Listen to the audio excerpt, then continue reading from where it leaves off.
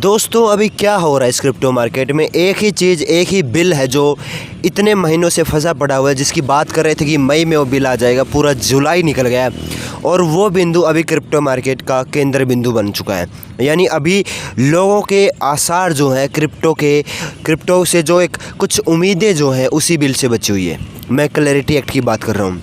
क्या होने जा रहा है, क्योंकि बड़े बड़े अभी कल ब्लैक रॉक ने $15 ट्रिलियन का एसेट मैनेजमेंट ग्रुप है, कोई छोटा मोटा ग्रुप नहीं है। उससे पहले $10 ट्रिलियन के ग्रुप, छोटे मोटे $1 ट्रिलियन के ग्रुप जो एसेट्स को मैनेज करते हैं, जो फंड्स को मैनेज करते हैं, जो वेल्थ मैनेज करते हैं, वो बार बार सामने आ रहे हैं। और वहाँ के जो कांग्रेस है यानी सेनेटर है, जो वहाँ के सांसद हैं, उनको एक ही रिक्वेस्ट कर रहे हैं, एक ही अपील कर रहे हैं कि आप क्लैरिटी एक्ट को पास कर दो, प्लीज़ कर दो पास। लेकिन सिचुएशन क्या बन रही है उस पर बात करेंगे। कल क्या हुआ, कल 11-12 बजे फेड की मीटिंग थी, भारतीय समय अनुसार रात को। मैं सोच रहा था उस पर वीडियो बनाऊं, लेकिन काफ़ी लेट हो चुका था तो मैं वीडियो बना नहीं पाया। हमारा वीडियो बनाने का अक्सर टाइम शाम को ही होता है, तो मैं अभी बता रहा हूँ कल फैसला क्या हुआ फेड की। देखो, फेड के पिछले जो यहाँ पर वहाँ के चेयरपर्सन थे, जेरोम पावेल थे, नए आए केविन वॉर्स आए। केविन वॉर्स को एक तरीके से क्रिप्टो के लिए अच्छा माना जाता है और उसके ऊपर वो खरे भी उतरते हुए दिखाई दे रहे हैं। क्यों उतर रहे हैं? एक तो उन्होंने रेट इंटरेस्ट को अनचेंज रखा। उम्मीद थी, बड़े बड़े ब्लूमबर्ग और बड़े बड़े रिपोर्ट्स आ रही थी कि फेड रेट इंक्रीज़ कर सकता है इस मीटिंग में, लेकिन रेट अनचेंज रखा गया, अच्छी बात है। फिर भी बिटकॉइन गिरा, क्रिप्टो मार्केट गिरा, अल्ट कॉइन गिरे, मीम कॉइन भी गिरे साथ में। सिचुएशन क्या है? केविन वॉर्स ये बोल रहे हैं, केविन वॉर्स खुद क्लैरिटी एक्ट को लेकर खुलकर बोल रहे हैं कि वो भी बोल रहे हैं वहाँ के सेनेटर्स को कि प्लीज़ आप क्लैरिटी एक्ट को पास करो। यानी मुझे लग रहा है अमेरिका का अब एक भी ऐसा बंदा नहीं बचा होगा विपक्ष को छोड़ के जो अभी ये नहीं बोल रहा होगा कि क्लैरिटी एक्ट को आप पास कर दो। डेमोक्रेट्स में कुछ लोग हैं, मैंने आपको मुझे लग रहा है कितनी बार ही बता दिया होगा, लेकिन फिर से बता देता हूँ। क्लैरिटी एक्ट को पास करने के लिए 60 वोट चाहिए, 60 वोट चाहिए, ठीक है। अब जो ट्रंप की पार्टी है वो है रिपब्लिकन, उनके पास है 53 वोट यानी 53 वोट। अब बचे 7 वोट यानी 7 वोट और चाहिए, वो मिलेंगे विपक्ष से, डेमोक्रेट्स की पार्टी से। अभी लेटेस्ट में जब मैं आपके लिए न्यूज़ कलेक्ट कर रहा था तो मैंने ब्लूमबर्ग की एक रिपोर्ट देखी जिसमें उन्होंने एक एनालिसिस किया था। उसके अनुसार कि 10 डेमोक्रेट्स यानी 10 विपक्षी सांसद तैयार हैं वोटिंग करने के लिए। अगर ऐसा हो जाता है तो बिल तो आराम से पास हो जाएगा। अभी एक और तारीख डिसाइड हुई कि 3 अगस्त और एक तारीख है जिसमें कोशिश की जाएगी कि इस बिल को संसद के ऊपरी सदन यानी राज्यसभा में एक बार से फिर यहाँ पर पेश करने की कोशिश की जाए। अगर सारे यहाँ पर वहाँ के सांसद रेडी हैं तो बिल को फिर से लाया जाएगा, उस पर सुनवाई होगी।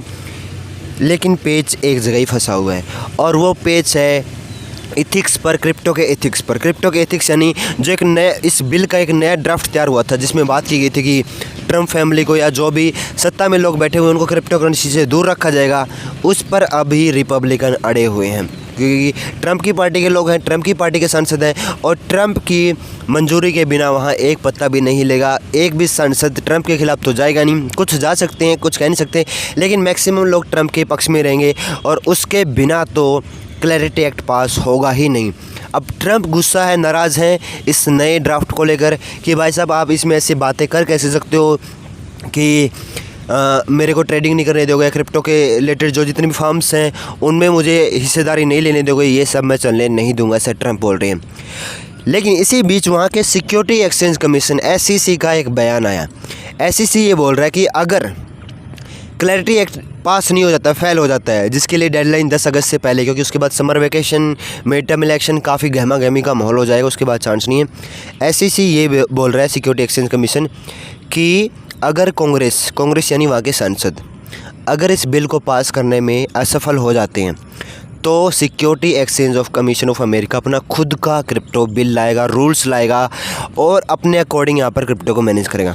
क्योंकि SEC अपने आप में एक इंडिपेंडेंट संस्था जो वहाँ के फाइनेंशियल प्रोडक्ट को मैनेज करती है, स्टॉक मार्केट को मैनेज करती है अपने सेबी की तरह, तो क्रिप्टो को भी वहीं यहाँ पर मैनेज करने वाली है। ये एक अच्छी अपॉर्चुनिटी है। लेकिन अब ये बात है कि क्रिप्टो में क्या होने वाला है और कौन से ऐसे अलग फैक्टर हैं जो इस क्रिप्टो को इम्पैक्ट कर सकते हैं।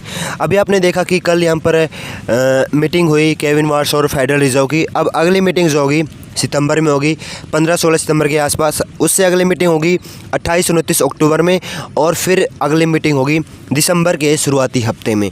यानी 3 और मीटिंग होगी 3 बार फिर क्रिप्टो पर एक भारी दबाव रहेगा कि रेट हाइक होगा या नहीं।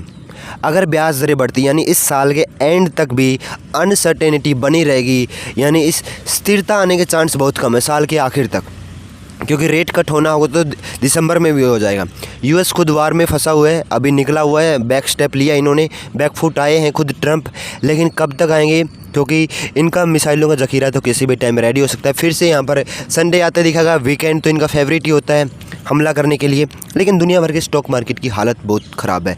साउथ कोरिया का मार्केट यहाँ पर 40% तक यहाँ पर डंप हो चुका है, और एआई चिप्स सेक्टर है और जितने भी सेक्टर हैं उनमें काफ़ी गिरावट है। यूएस के खुद के स्टॉक मार्केट से $1 ट्रिलियन यहाँ पर साफ़ हो गए हैं। काफ़ी ये थोड़ी अजीब सी चीज़ें हो रही हैं।